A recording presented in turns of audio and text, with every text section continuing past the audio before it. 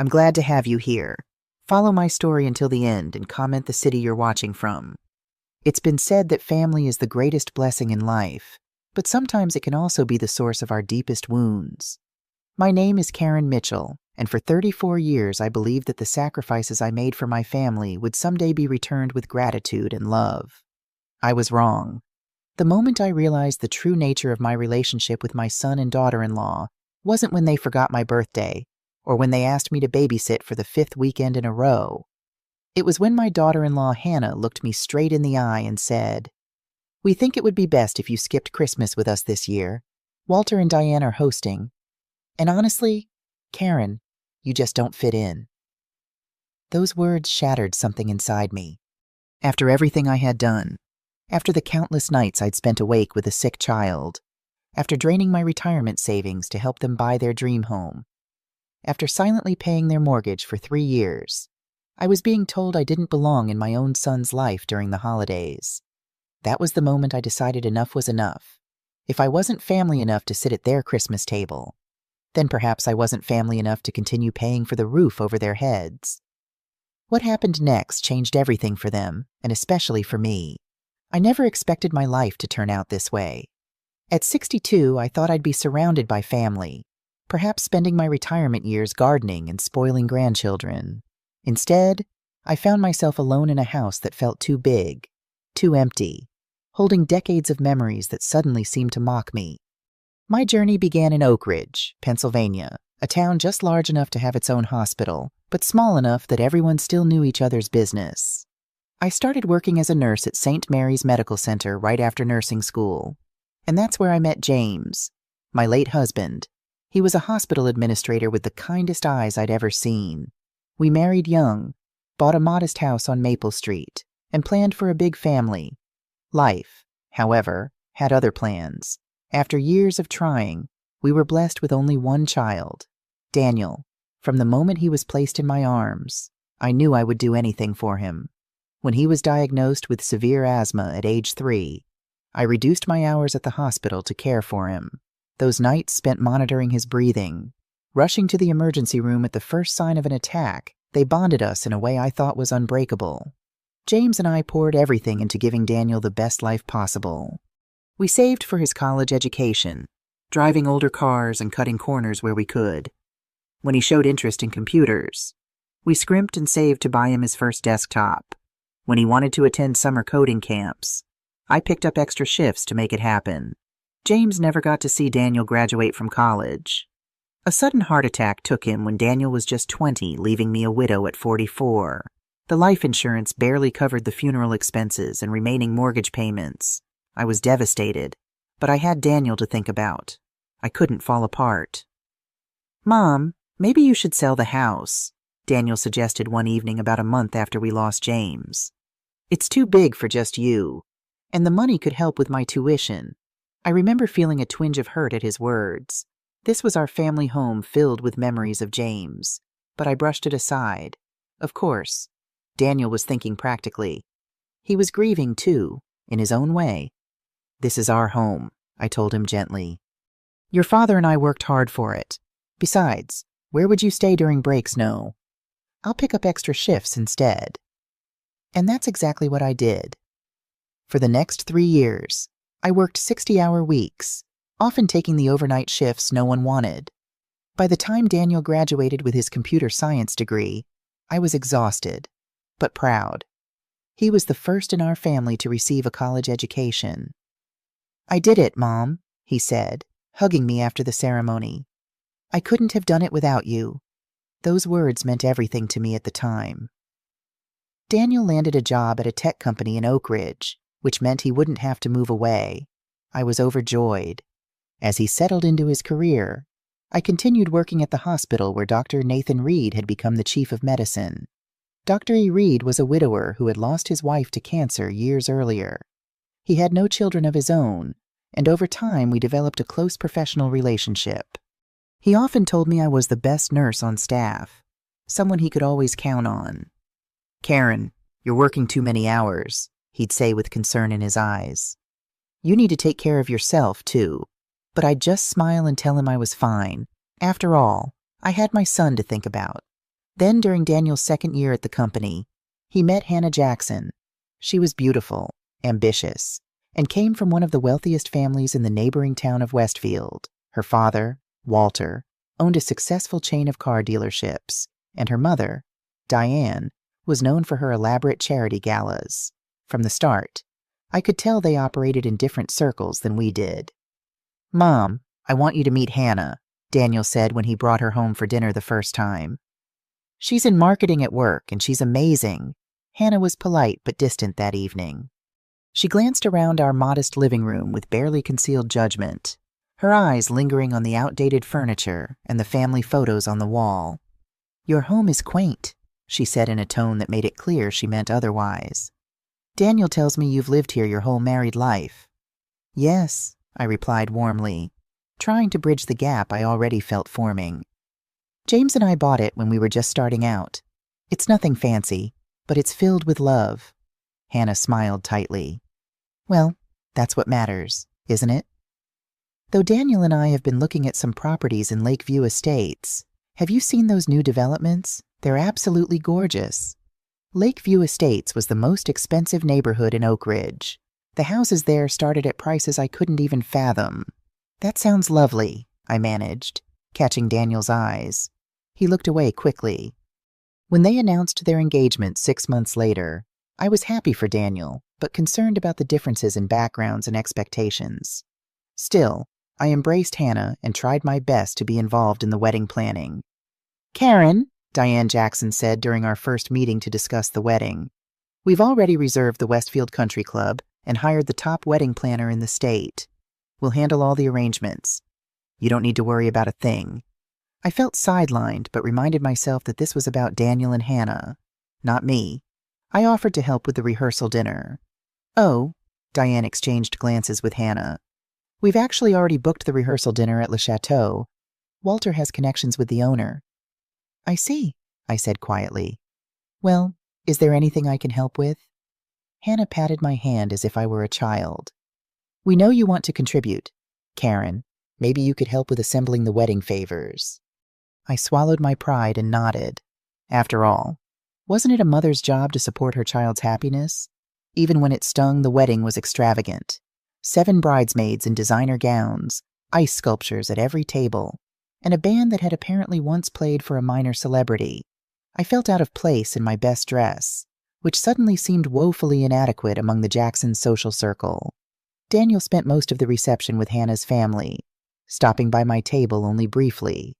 "Are you having a good time, Mom?" he asked, his tie slightly loosened after hours of dancing. "Of course, sweetheart. Everything is beautiful.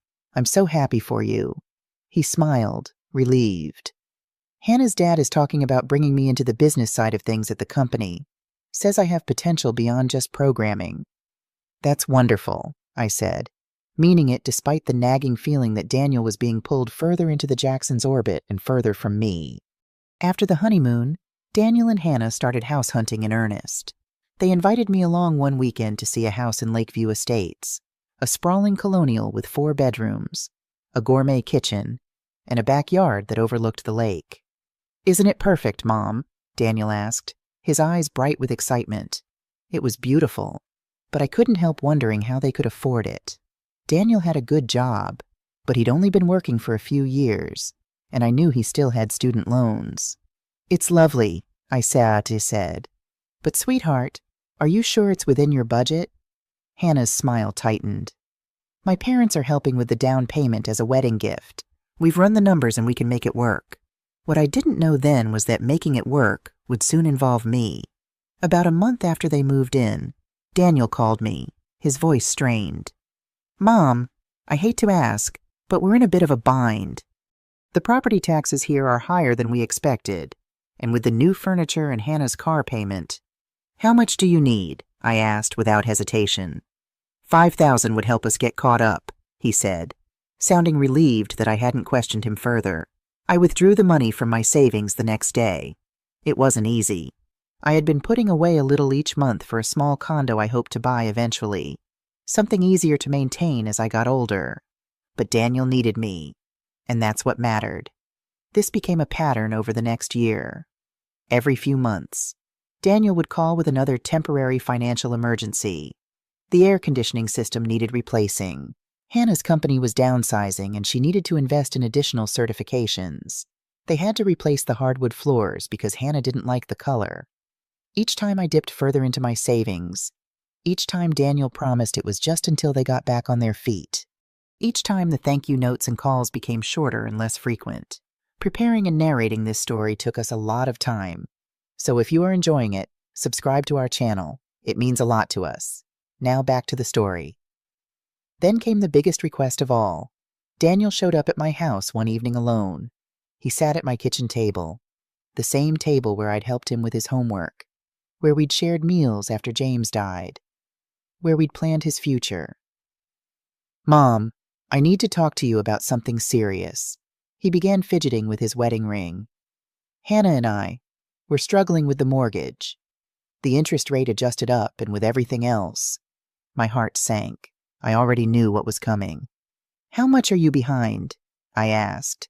He looked down at his hands. 3 months. But it's not just that. The payment is just too high for us right now. Hannah's father had some business setbacks, so they can't help anymore. I took a deep breath. "What are you asking, Daniel?" "If you could help with the mortgage for a while, just until I get the promotion I'm up for, or until Hannah finds a better position. We don't want to lose the house. Mom, we've made it our home. Our home." The words echoed in my mind as I thought about the house that James and I had worked so hard for, the home where I'd raised Daniel, which Daniel had suggested I sell after his father died. Still, I agreed. I couldn't bear the thought of my son and his wife being forced out of their home, facing the embarrassment of foreclosure. "I'll need to talk to Dr. Reed about picking up more hours," I said. At 60, the overnight shifts were becoming harder on my body. But I would manage. Daniel's relief was palpable. "You're the best, Mom. I promise we'll pay you back once we're on solid ground again." That night, after he left, I sat alone in my kitchen and calculated what this would mean for me financially. The mortgage payment on their Lakeview home was nearly twice what I paid for my own house. To cover it, I would need to postpone my own retirement indefinitely and drastically cut back on my already modest expenses. But what choice did I have? He was my son, my only child, my last connection to James. The next day, I spoke with Dr. Reed about taking on additional responsibilities. "Karen," he said, concern evident in his voice, "you're already working more hours than someone your age should.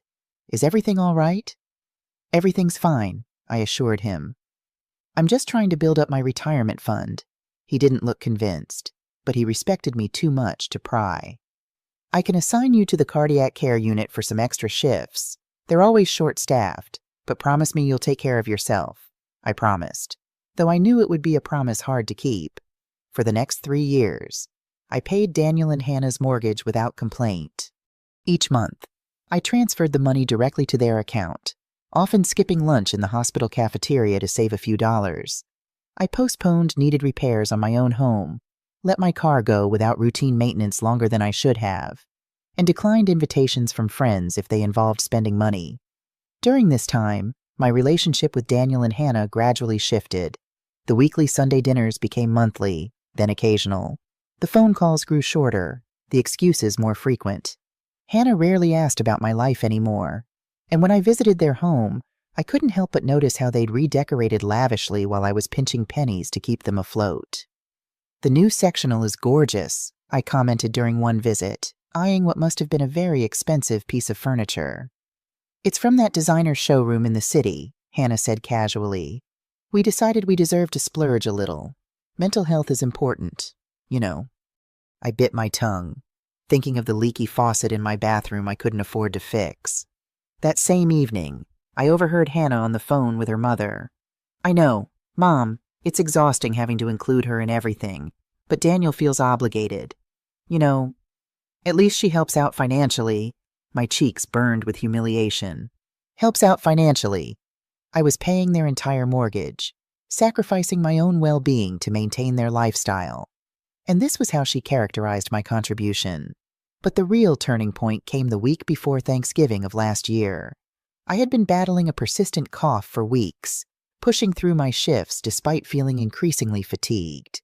Dr. Reed noticed me leaning against the nurse's station one evening, trying to catch my breath. "That's it, Karen," he said firmly. "I'm ordering a chest x-ray right now." The diagnosis came back the next day: pneumonia with complications due to exhaustion and a weakened immune system. "You need rest," Dr. Reed insisted. "Complete rest. I'm putting you on medical leave for at least 4 weeks, I protested, thinking of the mortgage payment due in 2 weeks. But he was adamant. "This isn't negotiable. Your health has to come first." For the first time in years, I had to think about my own needs. As I lay in my bed that evening, listening to the rain against my window, I made a decision. I would call Daniel, explain the situation, and ask if they could handle their mortgage for a month or 2 while I recovered. When I phoned the next morning, Hannah answered. "Karen," she said, her voice cool. "Daniel's in a meeting. Can I take a message?" "It's important, Hannah. I need to talk to him about the mortgage payment." There was a pause. "The mortgage payment, what about it?" "I'm on medical leave pneumonia. I won't be able to work extra shifts for a while, so I was hoping you and Daniel could cover the mortgage until I'm back on my feet." The silence on the other end stretched uncomfortably. "Hannah, did you hear me?" "I heard you," she said, her voice suddenly hard. "So you're saying you won't be sending the money this month?" The way she phrased it, like it was an obligation, not a sacrifice I'd been making, stung deeply. "I can't, Hannah. I'm ill. And the doctor says..." "We're counting on that money. Karen," she cut in. "We have plans. We've already booked our ski trip in Vermont over Christmas break." I felt a cold wave of realization wash over me. They had money for a ski vacation, but not for their own mortgage. "I've been covering your mortgage for 3 years, I said quietly. "I think you and Daniel can manage for a month while I recover from pneumonia." Her laugh was short and dismissive. "Right, because that makes up for everything Daniel did for you after his father died." "What?" The question came out as barely more than a whisper. "He told me how you leaned on him completely after James died. How he had to be your emotional support when he was barely 20. How he stayed local for college because you couldn't handle being alone." Each word felt like a slap. That wasn't what happened at all. I had held myself together for Daniel's sake, worked extra shifts to keep him in college, encouraged him to follow his dreams. "That's not true. Hannah, look," she said with exaggerated patience. "We all know you've been helping with the mortgage because you wanted to be involved in our lives, and that's fine. But don't try to use your health as leverage." I was speechless. In what universe was paying someone's mortgage considered wanting to be involved? "I'll talk to Daniel tonight," I finally managed to say. "Please have him call me." But Daniel didn't call that night or the next. When he finally reached out 3 days later, he sounded rushed and defensive. "Mom, Hannah told me about your conversation. I'm sorry you're not feeling well, but we really need that payment. We've committed to hosting a pre-Christmas dinner for Hannah's work colleagues, and we've already ordered new dining room furniture." "Daniel," I said, my voice steady despite the pain in my chest that had nothing to do with pneumonia. "I've been paying your mortgage for 3 years. 3 years of extra shifts, of skipping meals, of putting off repairs on my own home. I'm asking for a short break while I recover from a serious illness." There was silence on the other end. Then, "So, you're keeping track. I thought you were helping because you wanted to, not because you expected something in return." His words hit me like a physical blow. How had we gotten here? When had my son become someone who could speak to me this way? "I don't expect anything in return except basic respect," I said, my voice breaking. "And perhaps some concern for my health." "Of course I'm concerned," he said, but his tone suggested otherwise. "It's just bad timing. The holidays are coming up and we have obligations." "Obligations more important than your mother's health?" I asked. He sighed, the sound crackling through the phone. "Let's not make this dramatic. Mom, look, I'll see what we can do. Maybe we can send you half this month." Half after everything. He was offering half. "Don't bother," I said, a strange calm settling over me. "I'll figure something out." After we hung up, I sat in my silent house, truly seeing my situation for the first time. I had given everything to a son who viewed my sacrifices as obligations, I had emptied my savings to maintain his lifestyle while neglecting my own needs. I had worked myself into illness for people who planned ski vacations while I couldn't afford to fix my leaky faucet. Something fundamental had to change, and it had to start with me. The next day, despite still feeling weak, I made 2 important calls. The first was to my bank to stop the automatic transfer to Daniel and Hannah's account. The second was to my old friend Grace Thompson, a retired teacher who had been trying to get me to join her volunteer group at the community center for years. "Karen Mitchell," she said warmly when she picked up. "To what do I owe this pleasure?" "I was wondering if that offer to join your book club is still open," I said, surprising myself with how light my voice sounded. "Always. We meet on Thursdays at the library. But aren't you usually working then?" "Not anymore," I said. "I'm making some changes." As I recovered from pneumonia over the next 2 weeks, I received multiple texts and calls from Daniel, each more urgent than the last. Where was the mortgage payment? Had I forgotten to transfer the money? Was there a problem with the bank? I didn't respond to any of them. Instead, I focused on getting well and reconsidering my priorities. I started reading books that had been sitting on my shelf for years. I invited Grace over for tea. I even called my sister Linda in Ohio, whom I hadn't spoken to in months because I'd been too busy working extra shifts. The day before Thanksgiving, Daniel finally showed up at my door. He looked harried, his normally neat hair uncombed, his eyes shadowed with stress. "Mom," he said as soon as I opened the door, "there's been some mistake with the mortgage payment. The bank says the transfer was canceled." I stepped aside to let him in, noticing how he barely glanced at me. Didn't ask how I was feeling. Didn't comment on my still evident weight loss from being ill. "It wasn't a mistake, Daniel," I said calmly as we sat in my living room. "I canceled the transfer intentionally." He stared at me, uncomprehending. Why would you do that?" "Because I'm no longer able to pay your mortgage. I'm focusing on my health and my future now." His face flushed with anger. "You can't just decide that without warning. We have commitments based on that money." "Like your ski trip?" I asked quietly. He had the grace to look momentarily ashamed before rallying. "That's not fair. We work hard and we deserve a vacation. And I deserve to retire someday. I deserve to live without working myself into exhaustion. I deserve to be treated with respect by my son and daughter-in-law." Daniel ran a hand through his hair, clearly frustrated. "This isn't like you. Mom, you've always been there for me. And I always will be emotionally. But financially, you and Hannah need to stand on your own 2 feet now." He stood up abruptly. "Fine. We'll figure it out ourselves. But don't expect us to rearrange our lives to include you when you're being this selfish." Selfish. The word hung in the air between us. "Thanksgiving is tomorrow," I said, changing the subject. "Will I see you and Hannah?" He shook his head, not meeting my eyes. "We're going to the Jacksons. Hannah's mom is expecting us." "I see. And Christmas?" "About that," he said, his voice taking on a rehearsed quality. "Hannah's parents are hosting at their place this year. It's going to be mostly their crowd, their family friends. Hannah thinks we both think it might be awkward for you." And there it was, after everything I had sacrificed, after years of putting their needs before my own. I wasn't even welcome at their Christmas table. "Awkward," I repeated, the word tasting bitter in my mouth. "It's nothing personal," Michael said, already backing toward the door. "It's just a different crowd, you know. You probably wouldn't enjoy it anyway." But it was personal. It was deeply, painfully personal. "I understand," I said, though I didn't. Not really. "I hope you have a lovely holiday." After he left, I stood in my doorway for a long time, watching the spot where his car had been parked. 34 years of motherhood, of putting him first. And this was where we had landed.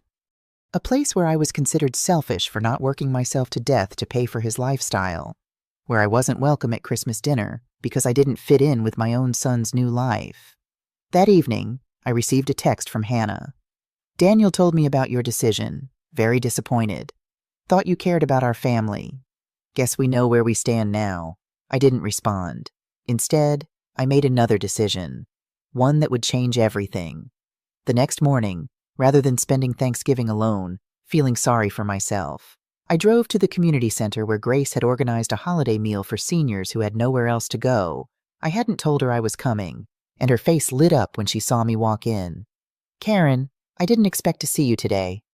"I had a change of plans," I said simply. She didn't pry, just handed me an apron. "Well, we're glad to have you. The mashed potatoes need stirring." For the first time in years, I enjoyed a holiday meal without tension, without walking on eggshells, without carefully monitoring my words to avoid offending Hannah or her parents. The seniors at the community center were grateful for the company, the food, and the simple kindness of being remembered on a holiday. As I drove home that evening, I felt something I hadn't experienced in a long time: peace. And with that peace came clarity about what I needed to do next. The Monday after Thanksgiving, I made an appointment with the lawyer who had helped me with James's estate years ago. Martin Goldstein's office was exactly as I remembered it, bookshelves lining the walls, the scent of coffee perpetually in the air, and a sense of calm competence that had comforted me during those dark days after losing my husband. "Karen," Martin said warmly, rising from behind his desk to greet me. "It's been too long." "How can I help you today?" I settled into the chair across from him, smoothing my skirt nervously. "I need some legal advice about a financial situation with my son." Martin nodded, his expression turning professional. "Tell me what's going on." I explained everything: how I'd been paying Daniel and Hannah's mortgage for 3 years, the recent conflict over my illness, and their exclusion of me from the holidays. As I spoke, Martin took notes, occasionally asking for clarification. When I finished, he sat back in his chair, tapping his pen thoughtfully against his legal pad. "Let me make sure I understand correctly. You've been making direct payments to their mortgage lender, but there's no formal loan agreement between you and your son." "That's right. It was just a verbal understanding that they would pay me back someday when they were more financially stable." "And approximately how much have you paid toward their mortgage over these 3 years?" I had calculated this number precisely the night before. $126,000. Martin's eyebrows shot up. "That's a substantial sum, Karen, and you mentioned you withdrew from your retirement savings to cover some of these payments." I nodded, feeling a flush of shame. "I also picked up extra shifts at the hospital, but it wasn't enough. I've depleted almost all of my non-pension savings." "I see." He leaned forward, his expression gentle but serious. "From a legal standpoint, without a written agreement, this money could be considered a gift rather than a loan. However, we could argue that there was an implied contract based on the pattern of payments and the verbal understanding." "What are my options?" I asked. "Well, you could sue for repayment, though that would be a lengthy and potentially expensive process, not to mention the strain it would put on your relationship with Daniel." He paused. "Or you could simply stop the payments as you've already done and let them handle the consequences." The thought of suing my own son made my stomach clench. "I don't want to take legal action against Daniel. I just want to protect what I have left for my own future." Martin nodded, understanding in his eyes. "Then I recommend documenting every payment you've made, any text messages or emails discussing these payments, and the circumstances surrounding them. Keep this documentation in case they try to make any claims against you in the future." "Do you think they would do that?" "I hope not. But in my experience, money can bring out the worst in people, even family." He hesitated, then added, "There's one more thing to consider. Karen, if they default on their mortgage and the property goes into foreclosure, it could affect you if your name is on any of the loan documents." My heart skipped a beat. My name isn't on their mortgage, but I did co-sign on a home equity line of credit they took out last year. Hannah said they needed it for home improvements. Martin's expression grew concerned. "In that case, if they default on that loan, the lender could come after you for payment." "How much was the line of credit?" $50,000, I said quietly. He sighed. "I strongly recommend you check the status of that account immediately. If they've drawn on that credit line, you may want to consider paying it off directly to protect your own credit and financial security." I left Martin's office with a clear action plan, but a heavy heart. The reality of my financial vulnerability was sobering. I had spent years giving everything to my son, and now I needed to focus on protecting myself from further damage. My first stop was the bank where Daniel and Hannah had opened the home equity line of credit. After verifying my identity as a co-signer, the bank representative pulled up the account information. "The current balance on the HELOC is $48,622, she said, turning the screen slightly so I could see. My mouth went dry. They had used almost the entire credit line. "When was the last transaction?" I asked. The representative clicked through a few screens. "There was a withdrawal of $12,000 on November 15th, just before Thanksgiving. Just before they booked their ski vacation and told me I wasn't welcome for Christmas. I'd like to pay off this balance and close the account," I said, my voice steadier than I felt. The representative looked surprised. "The entire balance? That's a significant amount. I understand. I'll be transferring the funds from my retirement account." It took nearly 2 hours to complete all the paperwork, including the early withdrawal from my retirement fund. The penalties were substantial, but Martin had made it clear that the alternative remaining financially entangled with Daniel and Hannah could be far more costly in the long run. As I drove home, a strange calm settled over me. I had just sacrificed almost all of my remaining retirement savings to protect myself from my own son's financial decisions. The pain of that reality was so profound it had circled around to numbness.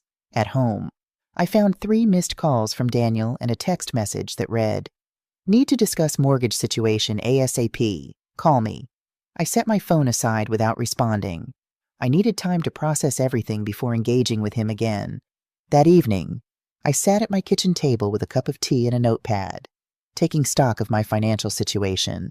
After paying off the HELOC, I had approximately $20,000 left in accessible savings, barely enough for a year of minimal expenses if I stopped working entirely. My pension from the hospital would start at 65, providing a modest but dependable income. The equity in my house was substantial, but I had hoped to leave that to Daniel someday. The irony wasn't lost on me. All these years, I had been saving for a future where I could help my son even after I was gone. Now I was facing the possibility of selling my home just to support myself in retirement. My phone rang again. Daniel. This time I answered. "Mom, finally," he said, sounding irritated. "I've been trying to reach you all day." "I had appointments," I replied simply. "Well, we need to talk about this mortgage situation. The payment was due yesterday, and we got a late notice from the bank." "Yes, I imagine you did." There was a pause, as if he was taken aback by my calm tone. "So, are you going to send the payment or not? Because if this goes on our credit report, I won't be making any more payments on your mortgage." "Daniel?" I interrupted. "As I told you last week, I'm focusing on my own financial security now." "Mom, you can't just—" He stopped. Then his voice took on a wheedling tone I recognized from his teenage years when he wanted something expensive.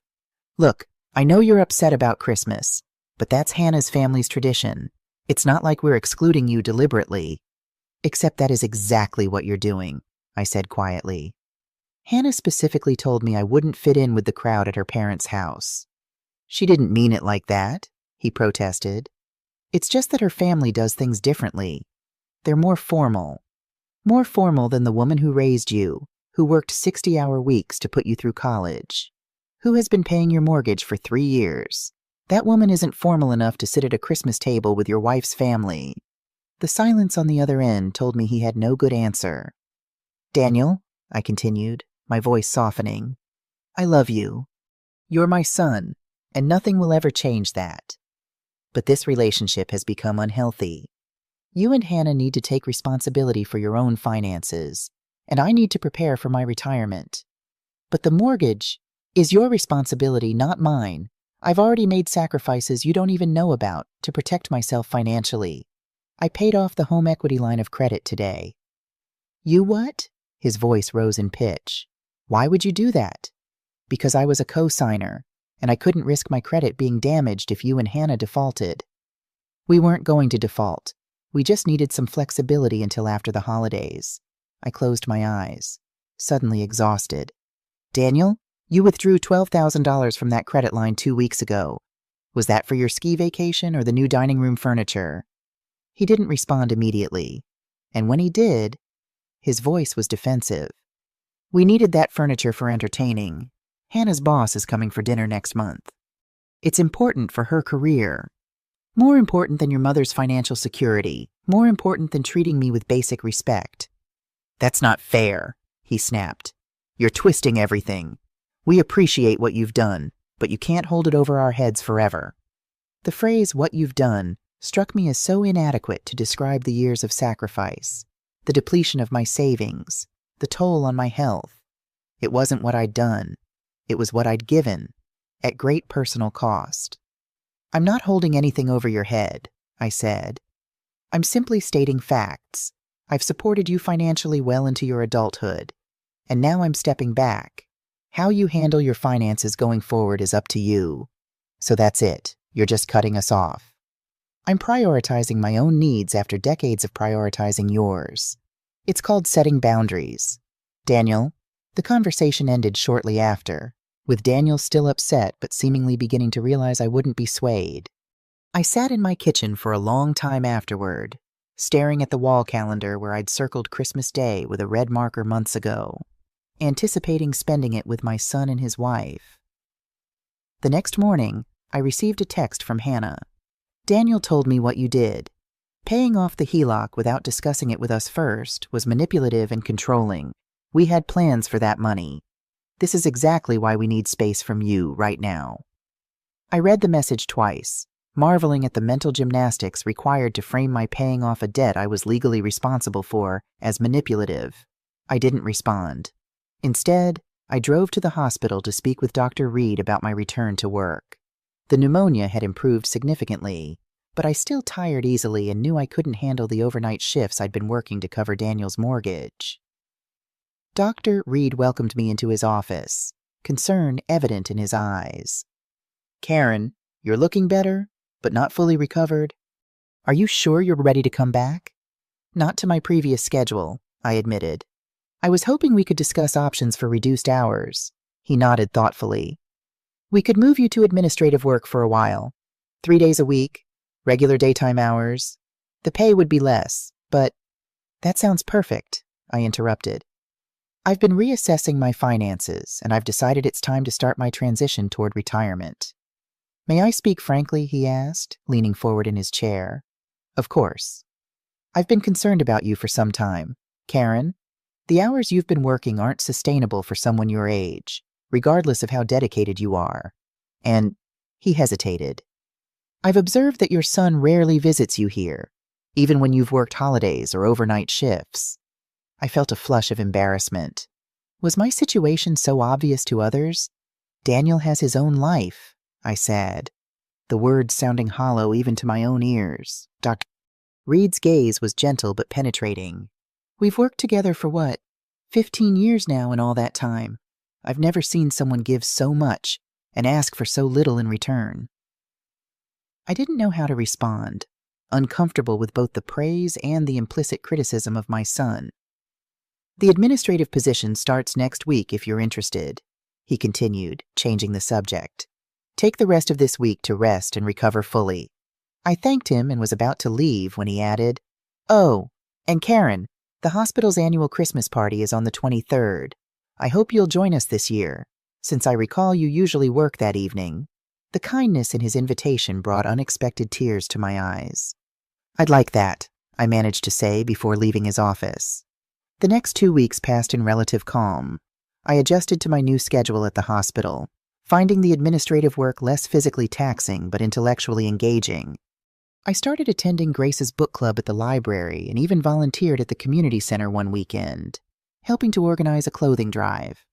Daniel called twice more about the mortgage, each conversation becoming increasingly tense as the reality of their financial situation was setting in, and neither he nor Hannah seemed prepared to make the necessary lifestyle adjustments. We might have to sell the house, he said during our last call, his voice a mixture of anger and desperation. That might be the most sensible option, I replied calmly. You could find something more within your means. This is our home, he protested. We've put so much into it, and what would Hannah's family think? I bit back the observation that their concern with appearances had contributed significantly to their current predicament. Daniel, there are worse things than downsizing to a home you can actually afford. Easy for you to say, he muttered. You've lived in the same house for 30 years. Yes, a house your father and I could afford on our combined salaries, with careful budgeting and modest expectations. The conversation ended with him declaring, "We'll figure it out ourselves." As if that hadn't been exactly what I was suggesting all along, I didn't hear from either of them for several days after that, which gave me time to focus on my own healing, both physical and emotional. The distance helped me see the pattern of our relationship more clearly. For years, I had been enabling Daniel and Hannah's financial irresponsibility, all while being slowly edged out of their lives except when they needed money. Then a week before Christmas, the doorbell rang. It was early evening, and I hadn't been expecting visitors. When I opened the door, I was surprised to find Walter Jackson, Hannah's father, standing on my porch. "Mr. Jackson," I said, unable to hide my confusion. In all the years Daniel had been married to Hannah, Walter had barely spoken more than a few sentences to me. "Mrs. Mitchell," he nodded stiffly. "May I come in? There's a matter we need to discuss." I stepped aside to let him enter, noting the expensive cashmere coat and leather gloves he removed as he stepped into my modest living room. "Can I offer you some tea or coffee?" I asked, falling back on basic hospitality despite my wariness. "No, thank you. This won't take long." He remained standing, eyeing my furniture with the same barely concealed judgment his daughter had shown during her first visit years ago. "What can I do for you, Mr. Jackson?" He clasped his hands behind his back, adopting a posture reminiscent of a principal about to discipline a student. "I understand you've decided to withdraw your financial support from Daniel and Hannah's household." The way he phrased it made it sound like I was abandoning dependents rather than expecting grown adults to pay their own bills. "I've decided to focus on my own financial security," I corrected gently. "Daniel and Hannah are both employed adults fully capable of managing their own finances." Walter's mouth tightened. "Be that as it may, your decision has created significant hardship for them. The timing is particularly unfortunate with the holidays approaching and various social obligations to fulfill." I waited, sensing he was working his way to his actual point. "Hannah is quite distressed," he continued. "She tells me you've not only stopped contributing to their mortgage, but also paid off and closed a line of credit they were relying on." "A line of credit for which I was legally responsible as a co-signer," I pointed out. "I was protecting myself from potential liability." He waved a dismissive hand. "Legally? Perhaps you were within your rights, but surely you understand the position this puts them in socially. They've committed to hosting events, made plans based on certain financial expectations. Expectations that I would continue to work 60-hour weeks at age 62 to fund their lifestyle," I asked, keeping my voice level despite the indignation rising within me. Walter had the grace to look slightly uncomfortable. "No one expected you to work yourself ill, Mrs. Mitchell, but a more gradual transition with proper notice would have been the considerate approach." "I gave notice when I was diagnosed with pneumonia," I said. I explained that I couldn't maintain the extra shifts necessary to cover their mortgage. Daniel and Hannah chose to prioritize a ski vacation and new furniture over their own housing security. He frowned. "That's Hannah's version." "It's the truth," I interrupted, surprising both of us with my firmness. "I have the bank statements and text messages to prove it." Walter shifted his weight, clearly unused to being challenged. "Regardless of the details, the situation is causing considerable stress to my daughter and, by extension, my wife and myself. We're hosting Christmas at our home with several prominent families attending. The last thing we need is for Daniel and Hannah to be distracted by financial worries." And there it was, the real concern. Not my son and daughter-in-law's financial stability, but how their stress might affect the Jacksons' holiday entertaining. "What exactly are you asking of me, Mr. Jackson?" I said, though I already knew the answer. "I'm suggesting a compromise," he said, his tone becoming more businesslike. "If you could resume the mortgage payments temporarily, just until after the new year, it would give them time to make arrangements, perhaps downsize, as you suggested to Daniel." "And why would I do that when I've already made it clear I need to prioritize my own financial security?" Walter reached inside his coat and withdrew a checkbook. "I'm prepared to offer you compensation for this inconvenience." The implied insult that my financial decisions were merely an inconvenience to their social calendar was breathtaking in its callousness. "You want to pay me to resume paying my son's mortgage," I clarified, wanting to be absolutely certain I understood this stunning proposition. "Think of it as a consulting fee," he said smoothly, uncapping an expensive-looking pen. "You temporarily resume the payments, allowing them to maintain appearances through the holiday season, and I compensate you for your trouble. Simple business arrangement." I stared at him, momentarily speechless. This wealthy, privileged man who had never once invited me to his home despite years of family connection, was standing in my living room offering to essentially bribe me to continue enabling my son's financial dependence. "Mr. Jackson," I said finally, my voice quiet but firm, "I'm not interested in being paid to support my own son. If you're concerned about Daniel and Hannah's financial situation, perhaps you should offer to help them directly." He looked genuinely surprised, as if the concept of directly supporting his own daughter had never occurred to him. "That's not how we do things in our family. We believe in financial independence." The irony was so rich I almost laughed. Financial independence facilitated by a 62-year-old nurse working overtime to pay bills for two healthy adults in their 30s. His face hardened. "I see Hannah was right about your attitude. This is precisely why we felt it would be awkward to include you in our Christmas gathering.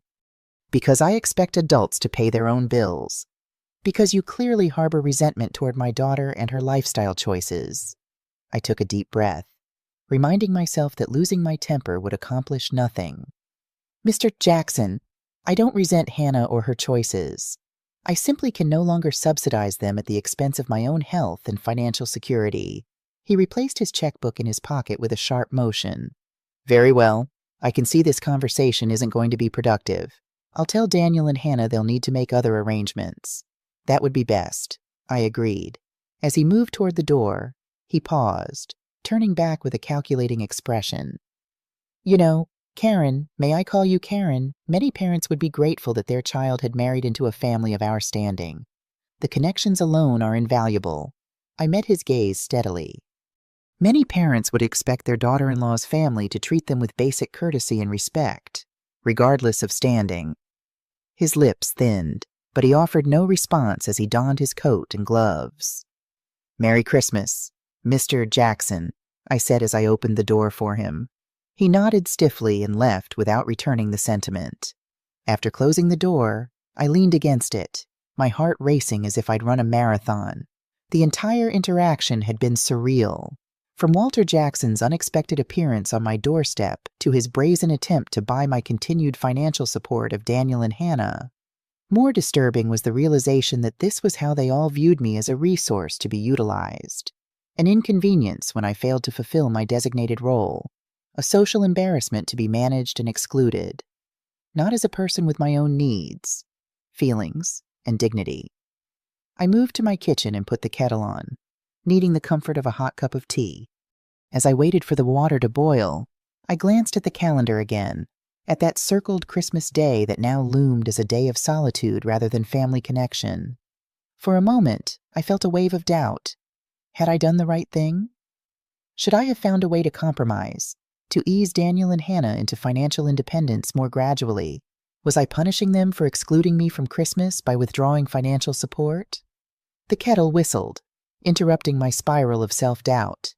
As I prepared my tea, I reminded myself of the facts I had worked myself into pneumonia trying to support my son's lifestyle. I had depleted my savings and put my own retirement at risk. I had been explicitly told I wasn't welcome at Christmas dinner because I wouldn't fit in with the Jackson social circle. No, I wasn't punishing Daniel and Hannah. I was finally recognizing that I deserved better treatment than I had been receiving. I was establishing boundaries that should have been in place years ago. The phone rang, startling me from my thoughts. The caller ID showed Daniel's number. I hesitated, then answered. "Mom," he began without preamble, his voice tight with anger. "Did you just refuse money from Walter Jackson?" So Walter had wasted no time reporting our conversation. "I refuse to be paid to resume paying your mortgage. Yes. Do you have any idea how humiliating that was for us? For Hannah's father to have to come to you like that?" I closed my eyes, absorbing the fact that my son saw his father-in-law attempting to bribe me as somehow humiliating for them. Not for me. Daniel, I said quietly, if you're embarrassed, it should be by the fact that your father-in-law felt he needed to intervene in your financial affairs, not by my refusal to accept payment for continuing to support you. He was trying to help, Daniel protested, and you threw it back in his face. Do you have any idea what that's going to do to Hannah's relationship with her parents? They're furious. They're furious that I won't continue to work myself ill to pay your bills, I clarified. That seems like misplaced anger, don't you think? This isn't just about money anymore, he said, his voice shaking. This is about you deliberately trying to ruin our holidays, our standing with Hannah's family, everything. The accusation stung all the more because I could hear in his voice that he genuinely believed it. In his mind, my decision to prioritize my own well-being was a deliberate attack on him and Hannah. Daniel, I love you, I said, choosing my words carefully. But I think you need to take a step back and consider how you would feel if our situations were reversed. If I expected you to work extra hours to pay my bills, then excluded you from family gatherings because you wouldn't fit in. That's different, he muttered. Parents are supposed to help their children. Adult children are supposed to become independent, I countered gently, and to treat their parents with respect and gratitude, not as ATMs they can access whenever they want. There was a long silence on the other end of the line. Then, with a coldness I'd never heard from him before, Daniel said, You know what, fine. Keep your money. Stay home alone for Christmas. I hope it's worth it. The line went dead before I could respond. I sat at my kitchen table, the tea cooling in front of me, and let the tears come. Not just for the immediate pain of Daniel's anger and rejection, but for all the years I'd spent believing that my sacrifices would someday be recognized and appreciated. For the gradual erosion of our relationship as Daniel and Hannah became more focused on appearances and status than on genuine connection. For the mother I'd been, who had failed to teach her son the value of gratitude and respect. The next morning, I woke with swollen eyes but a clearer mind. I couldn't control Daniel and Hannah's reactions or choices. I could only control my own. I called Grace and asked if the offer to join her family for Christmas dinner was still open. Of course, she exclaimed. We'd love to have you. And don't worry about bringing anything fancy. Just your wonderful self. Then I called Dr. Reed's office to confirm I would attend the hospital Christmas party on the 23rd. His secretary sounded pleased. Dr. Reed will be delighted. He specifically asked me to make sure you were coming. Finally, I called my sister Linda in Ohio. We hadn't been close in recent years, partly due to distance and partly due to the time constraints of my work schedule. Karen, she said warmly when she answered. What a lovely surprise. We talked for nearly an hour, catching up on each other's lives. When I told her in broad strokes about the situation with Daniel and Hannah, she was supportive without being judgmental. It sounds like you're finally taking care of yourself, she said. It's about time. If you ask me, you've always been the one to give until there's nothing left. I just never thought it would come to this, I admitted. Being excluded from Christmas, having my son angry at me for not paying his bills. Sometimes the hardest part of being a parent is letting our children face the consequences of their own choices, Linda said wisely.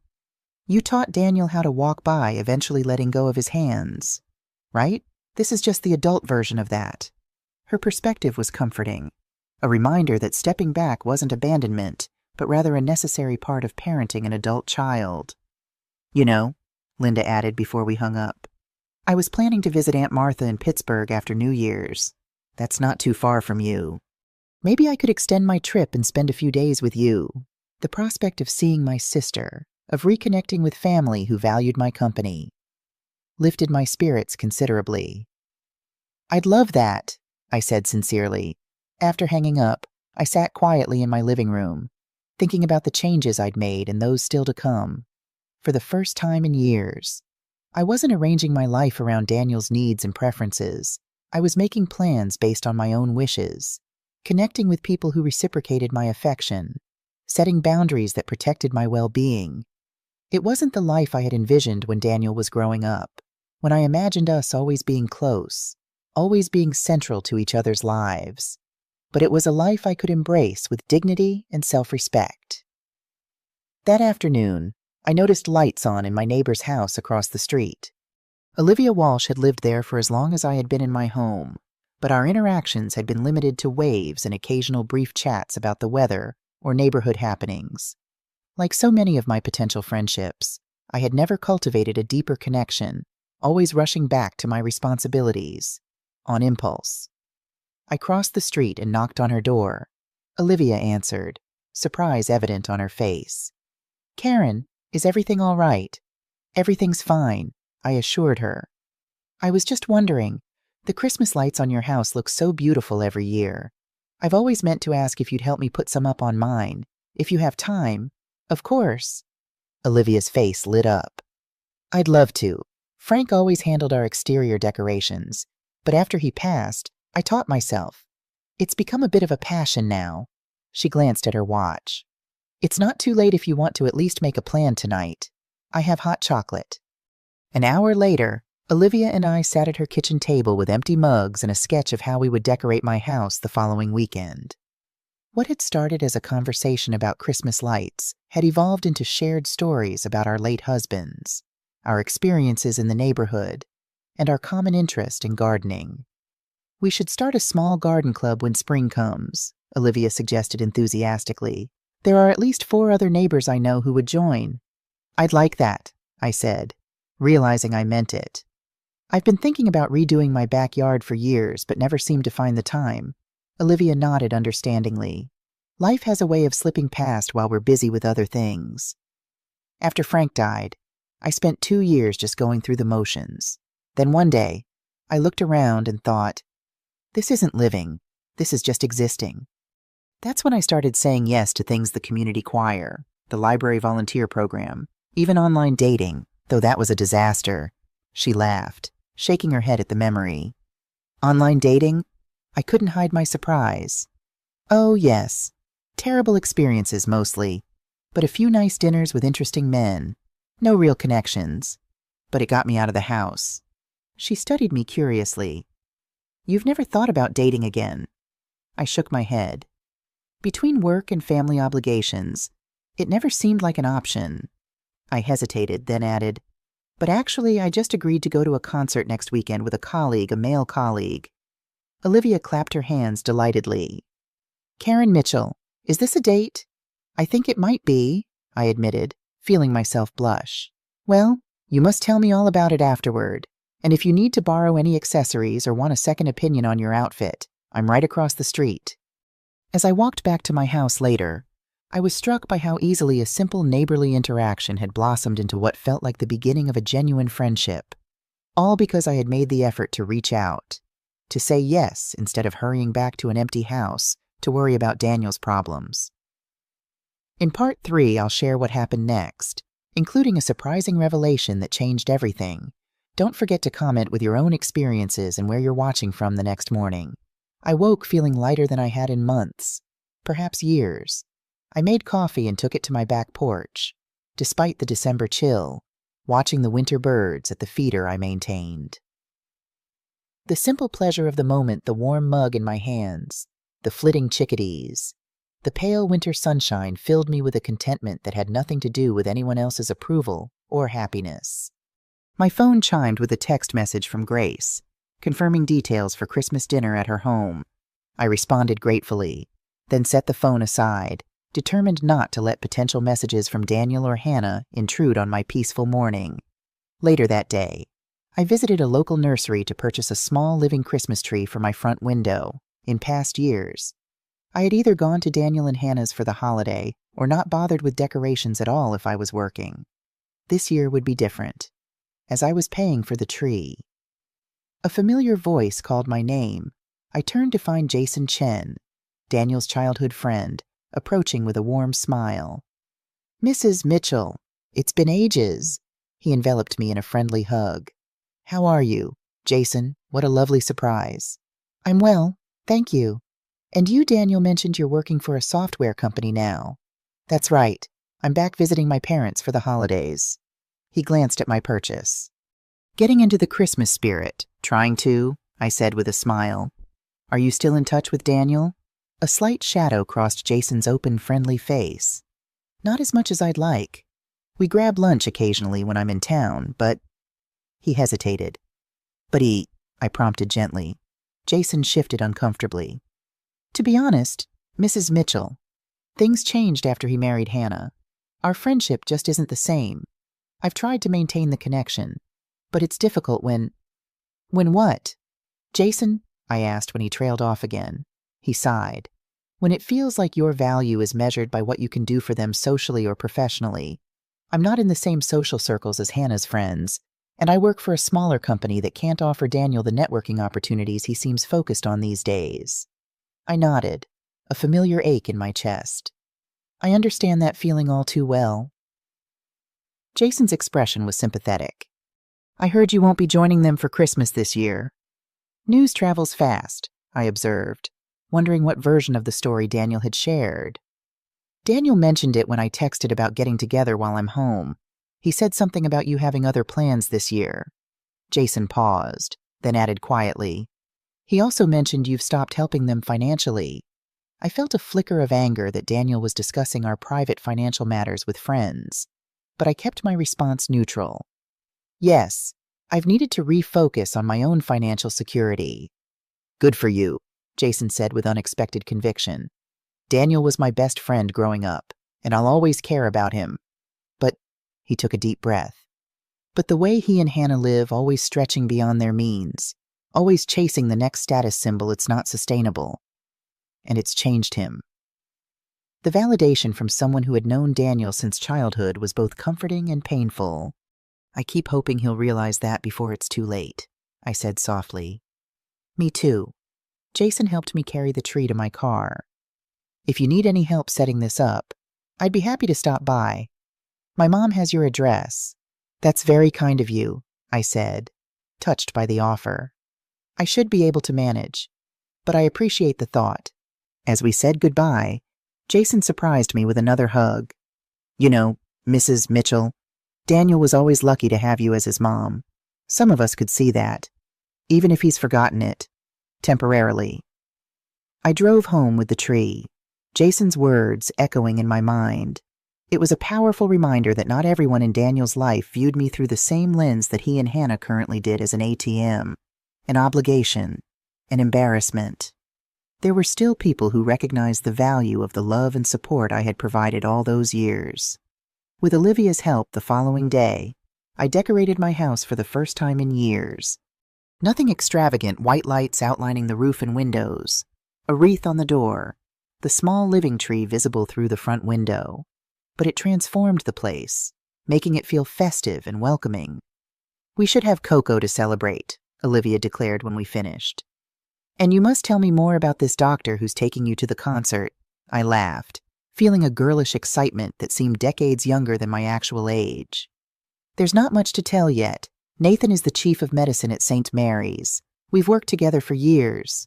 And he's only now asking you out. Men can be so slow, Olivia teased. Is he handsome? He's distinguished, I said thoughtfully.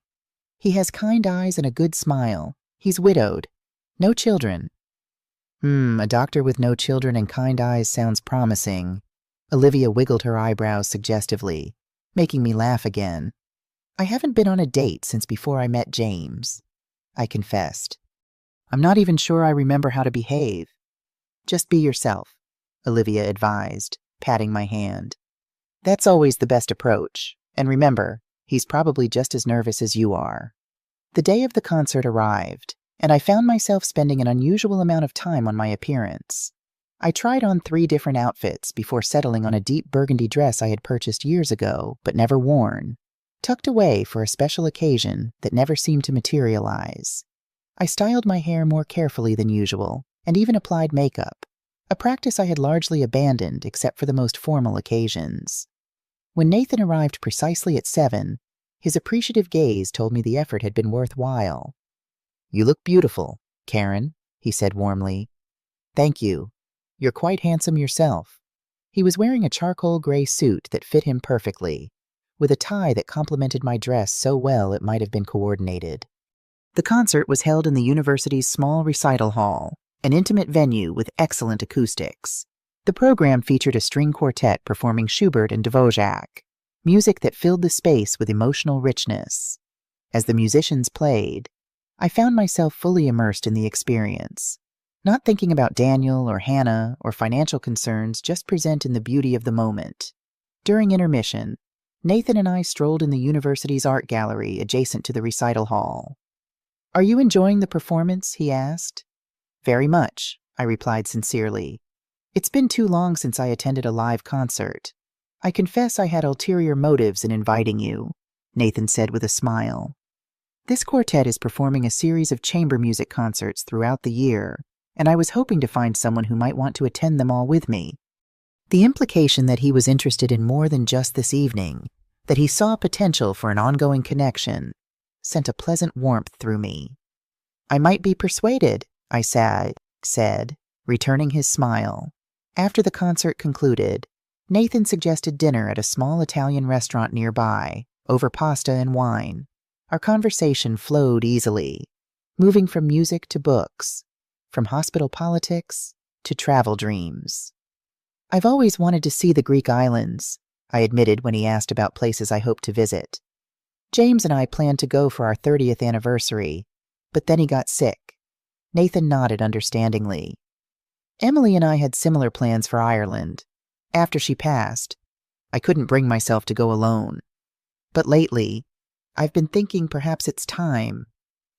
"What changed?" I asked. He considered the question thoughtfully. I realized that by not going, I wasn't honoring her memory. I was freezing it in place, defining myself solely as a widower rather than as someone still capable of experiencing joy and discovery. He looked at me directly. "What about you? Karen, what's changed recently? You mentioned at the Christmas party that you've been making some shifts in your life." I hesitated, unsure how much to share on a first date. But there was something about Nathan's open, non-judgmental expression that invited honesty.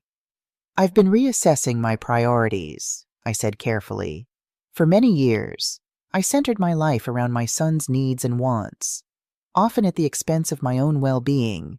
Recently, I've had to acknowledge that this approach wasn't healthy for either of us." Nathan nodded encouragingly but didn't press for details, allowing me to share only what I felt comfortable revealing. "I worked myself into pneumonia, trying to maintain a schedule that let me financially support my son and his wife," I continued. "When I got sick and asked for a temporary reprieve, their response made me realize that the relationship had become unbalanced and unhealthy." "That must have been painful," Nathan said quietly. "It was. It still is." I took a sip of wine, gathering my thoughts. The hardest part has been accepting that the closeness I thought we had was conditional dependent on my continued financial support.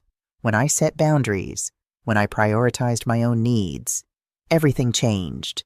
"Setting boundaries with adult children can be incredibly difficult," Nathan observed, "especially when you've been in caretaking mode for so long. Does it make me a bad mother?" The question slipped out before I could stop it, revealing an insecurity I hadn't intended to express. Nathan's response was immediate and firm. "Absolutely not. In fact, I'd argue it makes you a good mother, one who's modeling healthy self-care and appropriate boundaries for your son, even if he can't appreciate that lesson right now." His validation, offered without platitudes or dismissiveness, eased something tight in my chest. The rest of dinner passed pleasantly, with the conversation moving to lighter topics. Nathan shared amusing hospital stories I'd never heard, and I found myself laughing more than I had in months. When he drove me home later, he walked me to my door like a perfect gentleman. "I had a wonderful time, Karen," he said, standing close enough that I could smell his subtle cologne. "So did I replied, suddenly feeling like a much younger woman on the doorstep after a successful first date. "I'd very much like to see you again," he said. "Perhaps dinner next weekend, unless that's too soon." "Not too soon at all," I assured him. He smiled, then leaned in slowly, giving me plenty of time to step back if I wished. Instead, I moved slightly closer, and our lips met in a gentle, brief kiss that nevertheless sent a shiver of pleasure through me. "Good night, Karen," he said softly. "Good night," Nathan? I entered my house feeling both giddy and slightly disoriented, as if I had stepped into someone else's life, someone whose evenings included classical concerts, intimate dinners, and goodnight kisses from distinguished doctors. But as I moved through my familiar rooms, now softly illuminated by the Christmas lights Olivia had helped me hang, I realized this wasn't someone else's life. It was mine, finally expanding beyond the narrow confines I had accepted for so long. I was still smiling the next morning when my phone rang. The caller ID showed Hannah's number, which was unusual enough to give me pause. In our years of knowing each other, Hannah had rarely called me directly, preferring to leave communication with me to Daniel. Curiosity won out, and I answered. "Hello, Hannah. Karen." Her voice was taut with controlled emotion. "I think we need to talk." "All right," I said cautiously. "I'm listening." "Not over the phone," she said quickly. "Could we meet for coffee today, if possible?" The request was so unexpected that I momentarily wondered if it was some kind of trap or manipulation, but Hannah sounded genuinely distressed, not calculating. "I could meet you at the cafe on Main Street at noon," I offered. "Perfect, thank you. I'll see you then." She hung up abruptly, leaving me staring at my phone in confusion. What could Hannah possibly want to discuss with me, alone, that couldn't be said over the phone? And why the urgency I spent the morning alternating between curiosity and apprehension about the upcoming meeting? Hannah and I had never been close.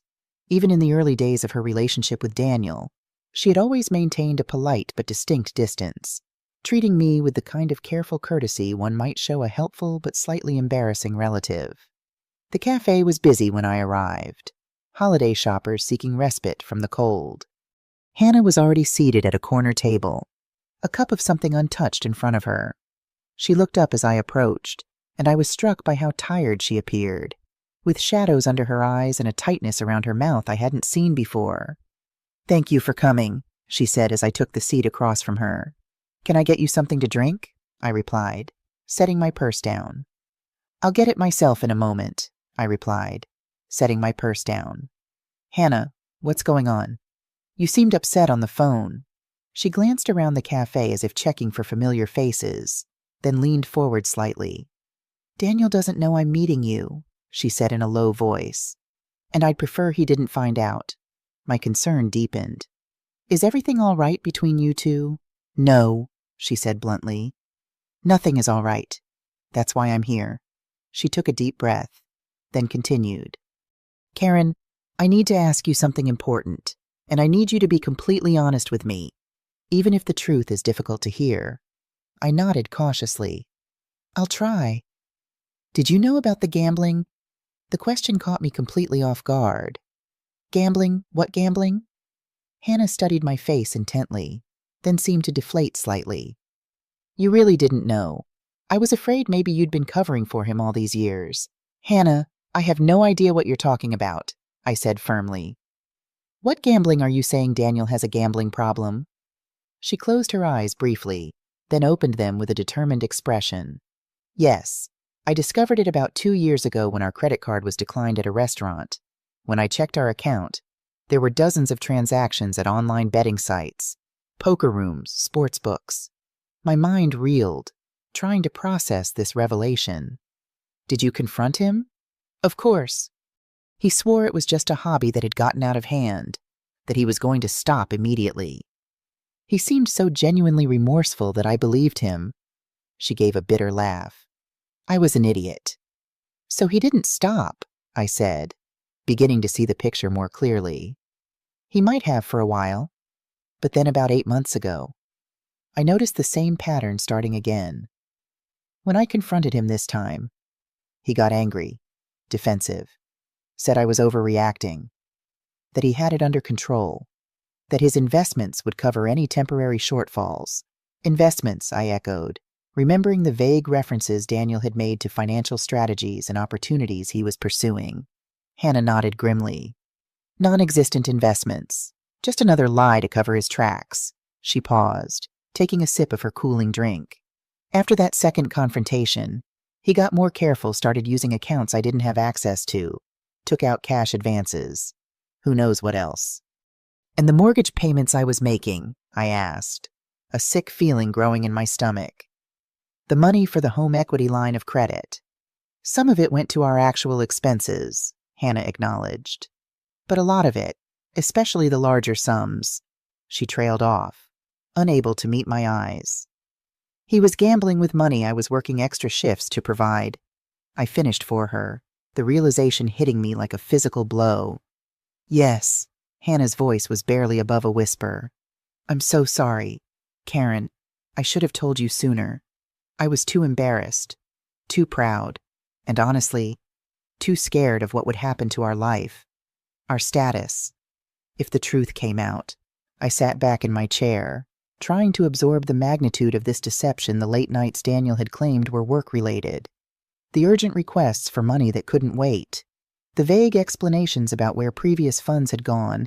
It all suddenly made a terrible kind of sense. How bad is it? I finally asked. Hannah's eyes filled with tears. Bad. The mortgage is 4 months behind now, not just the 1 month you knew about. We're facing foreclosure. The home equity line you paid off, he's already taken out another one behind my back. The credit cards are maxed out. My car is at risk of repossession. Does he acknowledge he has a problem? She shook her head miserably. He still insists he's about to win it all back, that he has a system, that this is just a rough patch. Classic addict talk. I've been researching it. What about your parents? I asked. Surely they would help if they knew the situation. Hannah's expression hardened. They can't know. My father would disown me. Gambling it's the one thing he considers absolutely beyond the pale. His own father was a compulsive gambler who lost the family business before my dad rebuilt it. If he knew I'd married someone with the same problem. She shuddered. So that's why you've been so concerned with appearances, with maintaining your lifestyle despite the financial strain, I said, pieces clicking into place. Hannah looked down at her hands. I know how it must look to you spending money on furniture and vacations while asking you to keep paying the mortgage, but the furniture was purchased on credit. I had no idea how bad things were until recently, and the ski trip was mostly paid for by my parents as an early Christmas gift. I couldn't turn it down without raising questions. I took a moment to process everything Hannah had shared. The resentment I had been harboring toward her shifted slightly as I recognized that she, too, had been a victim of Daniel's deception, albeit in a different way. Why are you telling me this now? I asked finally. Because I'm at my breaking point, she admitted, a tremor in her voice. Last night, Daniel didn't come home until after 3:00 in the morning. When I confronted him, he admitted he'd lost another $5,000 at a casino outside of town. Money we absolutely don't have. She took a shuddering breath, clearly struggling to maintain her composure. I told him he needed to get help to join Gamblers Anonymous, to talk to a therapist something. He refused, said I was overreacting, that every successful man has setbacks, that his parents meaning you would bail us out again if necessary. The casual entitlement in that statement, the assumption that I would simply step in to cover his gambling losses, made my blood boil. When I pointed out that you had made it clear you wouldn't be providing more financial support, he became ugly, said things I never thought I'd hear from him. Hannah's voice dropped even lower. He implied that if I were a better wife, more supportive, more like the women in my family's social circle, he wouldn't need to escape through gambling. Anger flared in me at the emotional manipulation Daniel was employing.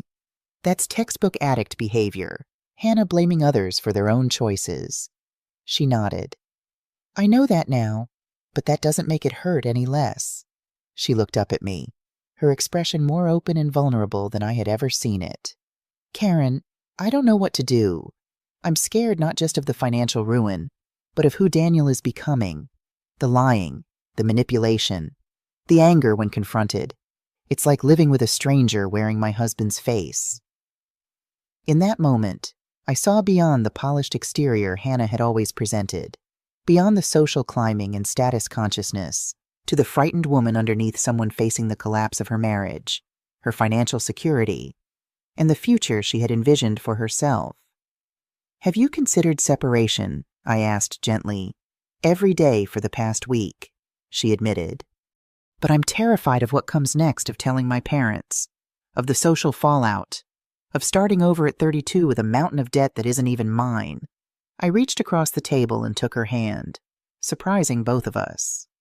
Hannah, I can't tell you what to do, but I can tell you that I've recently learned it's never too late to prioritize your own well-being, to set boundaries, to choose a healthier path, even when it's frightening and uncertain.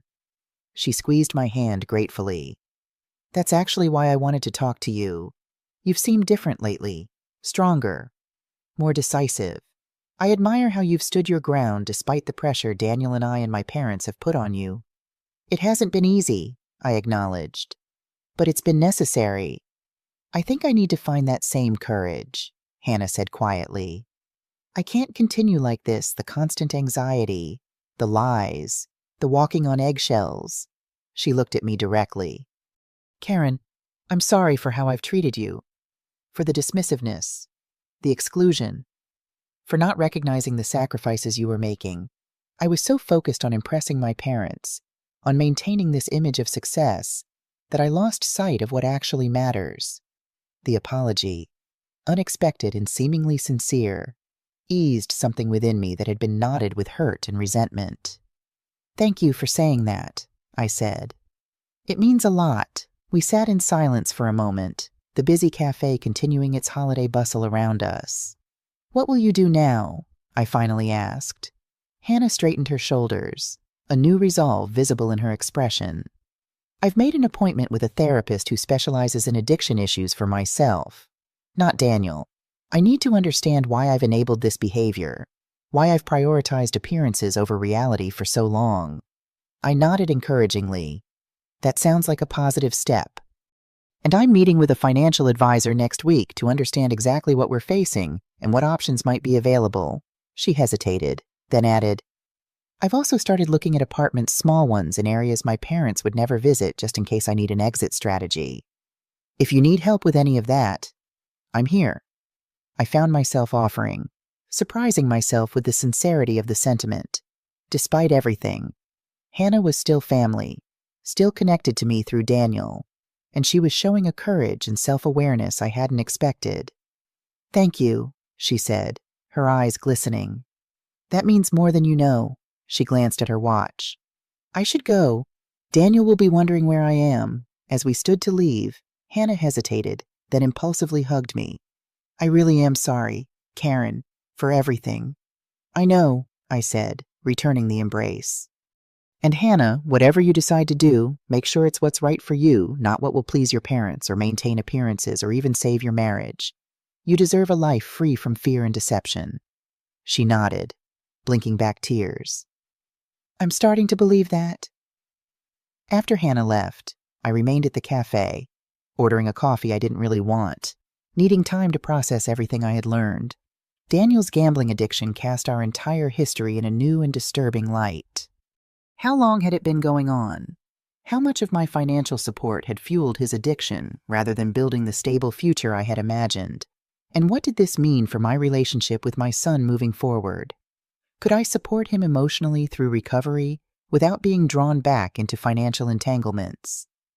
Was recovery even possible if he continued to deny the severity of his problem? These questions swirled in my mind as I sipped my cooling coffee, watching holiday shoppers bustling past the cafe windows.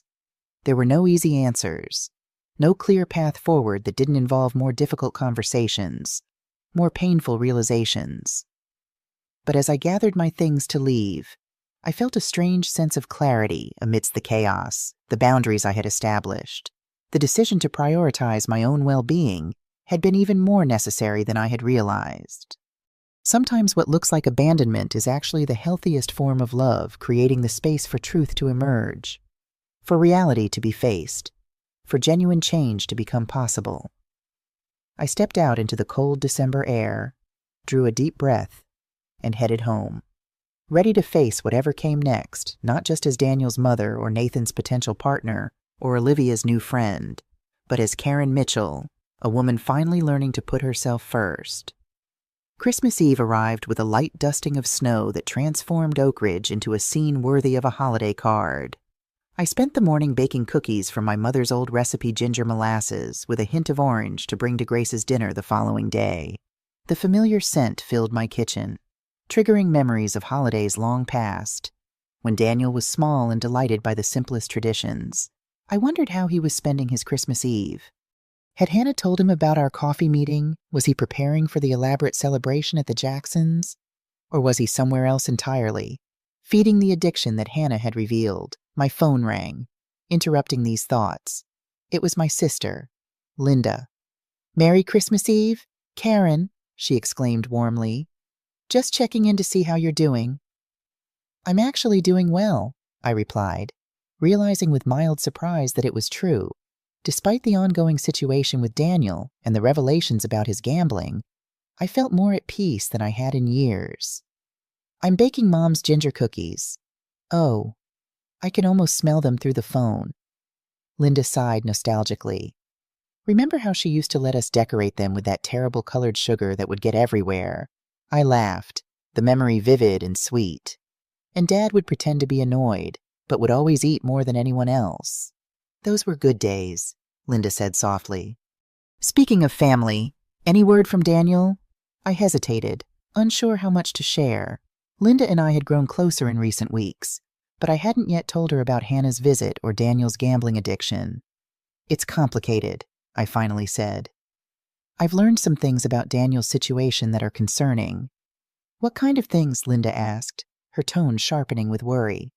I took a deep breath and told her everything: the gambling, Hannah's secret meeting with me, the extent of their financial troubles that went far beyond what I had initially realized.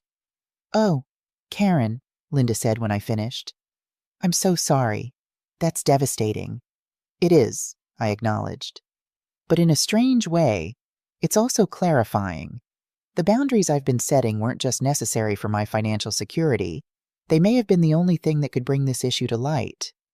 After hanging up with Linda, I finished packaging the cookies and then decided to take a walk through the neighborhood to enjoy the snow and the holiday decorations.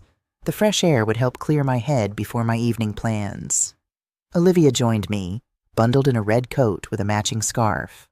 "The Jensen house outdid themselves this year," she commented as we passed a home with an elaborate light display synchronized to music. "Their electric bill must be astronomical." "It's beautiful, though," I said, admiring the twinkling spectacle. "So," Olivia nudged me playfully, "are you ready for your big Christmas Eve date?" I felt a flutter of excitement. Nathan had invited me to dinner at his home, a significant step beyond our previous outings to public venues. "I think so. I bought a new dress yesterday." "Look at you, Karen Mitchell new dress, holiday romance." I barely recognized my formerly all-work, no-play neighbor. I laughed, but there was truth in her teasing. In the weeks since I had set boundaries with Daniel, I had begun reclaiming parts of myself that had been dormant for years: my enjoyment of music, my interest in fashion, my capacity for friendship, and yes, even romance. "Nathan's a good man," I said simply. "He makes me feel valued." Nathan lived in a Tudor-style home in one of the older, established neighborhoods near the hospital. When I arrived that evening, he greeted me with a warm smile and an appreciative gaze that made me glad I'd splurged on the new emerald green dress. "You look absolutely beautiful," he said, taking my coat. "Please come in." Dinner was served in a formal dining room with candles and a beautiful table setting that Nathan admitted he'd fretted over. "I haven't entertained properly in years," he confessed. "I was afraid I'd forgotten how—" "It's perfect," I assured him. And it was. From this perfectly cooked prime rib, to the thoughtfully paired wine, to the flickering candlelight that cast a gentle glow over everything. "I have a confession to make," Nathan said as we were enjoying dessert. A rich chocolate cake he admitted was from the bakery down the street. "What's that?" "I've wanted to invite you to dinner for years." "Years," I echoed, surprised. "Why didn't you—" He smiled ruefully. "A combination of factors. Professional boundaries. For one, the disparity in our positions at the hospital made me hesitant. And now you're in an administrative role, which creates a more appropriate balance. But more importantly," he added, his expression growing more serious, "you seem more— available isn't quite the right word. More present in your own life." "Perhaps," I nodded, understanding exactly what he meant. I was trapped in a cycle of caretaking that didn't leave much room for anything or anyone else. May I ask what changed? I considered how much to share, then decided on honesty. Necessity. I worked myself into pneumonia trying to maintain a schedule that let me financially support my son and his wife. When I got sick and asked for a temporary reprieve, their reaction made me realize I had spent years enabling behavior that wasn't healthy for any of us. When he drove me home later, our goodnight kiss was less tentative than before, more confident. A warm, tender exchange that lingered sweetly and carried the promise of more to come. "Merry Christmas, Karen," he said softly against my ear as he hugged me goodbye. "Merry Christmas, Nathan. Thank you for a lovely evening." Inside my house, I moved through the familiar rooms with a sense of contentment that felt both novel and deeply right.